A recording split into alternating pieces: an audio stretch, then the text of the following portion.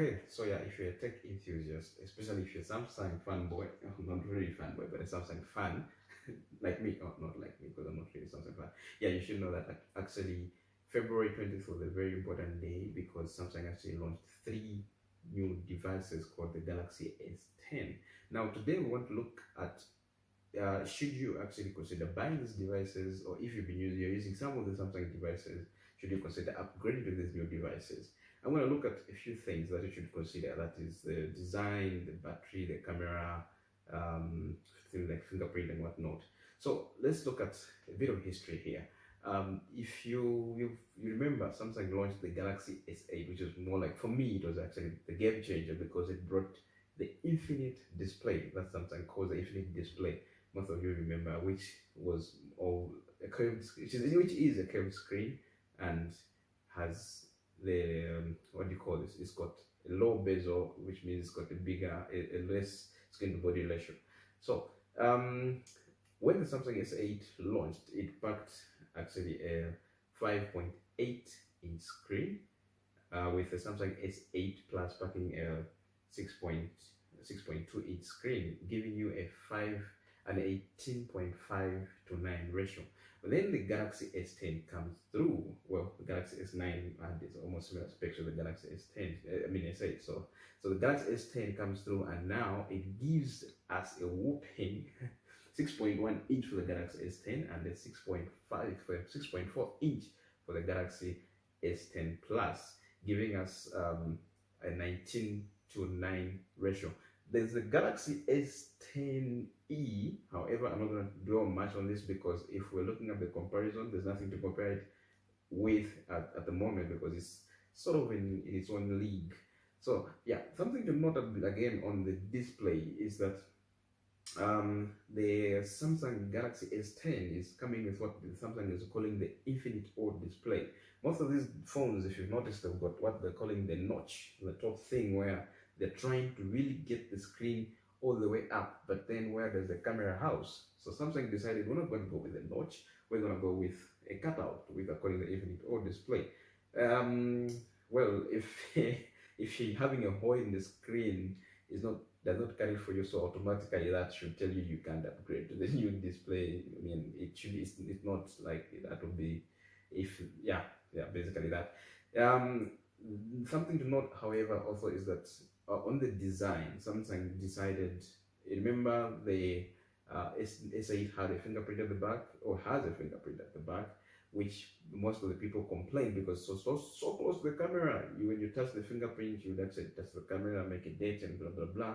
Then on the S9, they brought it down a bit further from the camera, but they've changed it all on the S10 and the S10 Plus because now they've embedded the fingerprint into the display, and it's using ultrasonic. This is an ultrasonic fingerprint scanner. Yeah. So basically, that's that on the display. Between the S9, S8, and the S10.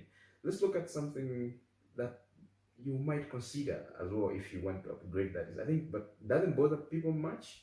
Or yeah, but storage. If you look at storage, the best storage on the Samsung S8 was 64 GB. In fact, with Samsung S8, I think it went down to 32 GB.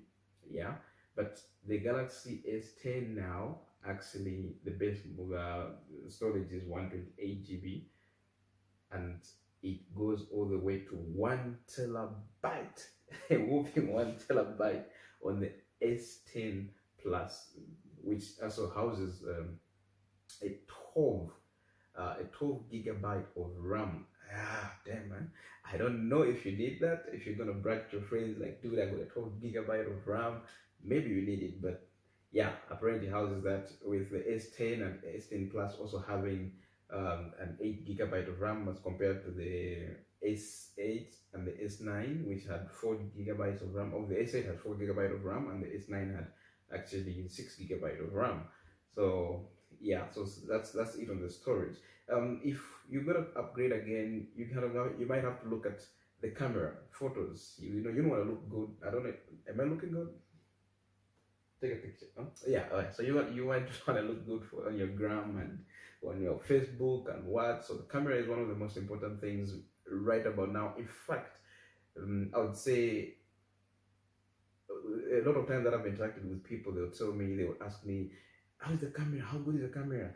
So let's look at the cameras. You remember at the when on the S8 and the S8 Plus, Samsung only had a single camera lens at the back and the single camera lens in the front.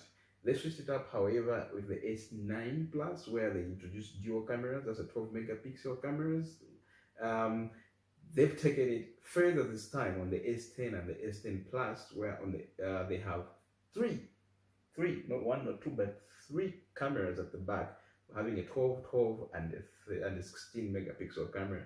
However, on the front for the S10, it's only one single camera, but for the S10 Plus, it houses two cameras, the 8 megapixel and the 10 megapixel.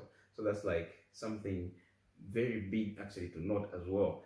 Let's dive into another reason why you might consider switching or buying or upgrading, whatever it is, or coming from iOS if that is where you are right now. Yeah, so let's look at the battery.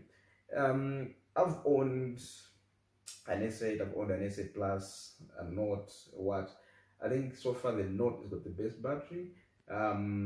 But here we're talking about the S8 and the S9 and the S10. So looking at the S8, where we're coming from, the S8 packed 3000 milliamp hour battery. If you ask me, that's not big. It will last you like, like I'm a heavy user, so it will last me maybe up to from 6 to 6, let's say 6 hours to 18 hours, somewhere there. But the new S10 is packing a 3,400 milliamp hour battery, with the S10 Plus packing a whooping 4,100 milliamp hour battery.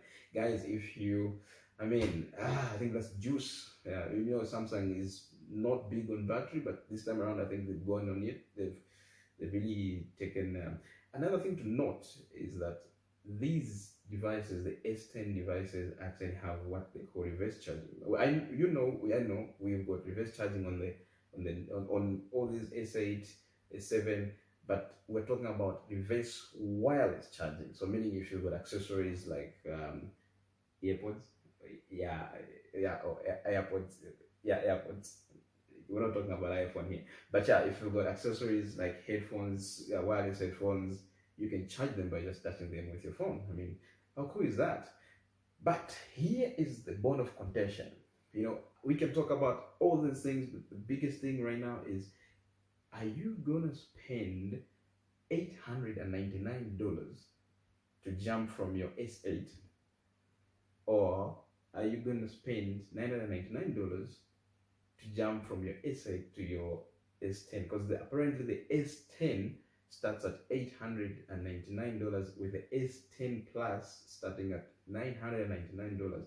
I think that's the big price. If you got the money lying around, you got nothing to do, you can buy that. But looking at me right now, I mean, I'll use that for, if you're not if you don't have these three devices, because I think these are the ultimate premium devices for Samsung at the moment. If you don't have any of these, I would rather you jump to the S8, which you can get on Amazon for about $350, $400 for a published one, and what.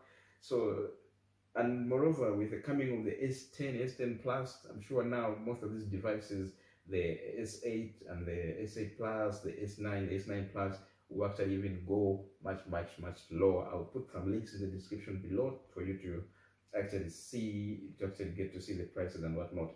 So for me, basically, I don't think I'm upgrading. I'm using a Note. However, I'm not really in the S series. After the S8 Plus, I decided to go to Note because of this guy. Yeah, it really does wonders for me. I'm using a Note 8.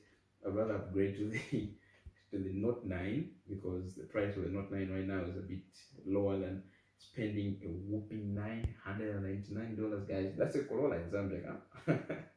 So yeah, so don't forget to subscribe, guys, and don't forget to come through to our store. We've got all these devices, most of these devices, at Goma's Mobile World Carousel Shopping Center, shop number 113. Yeah, hit us up on our social media platforms, and that's it for now. See you in the next video, guys.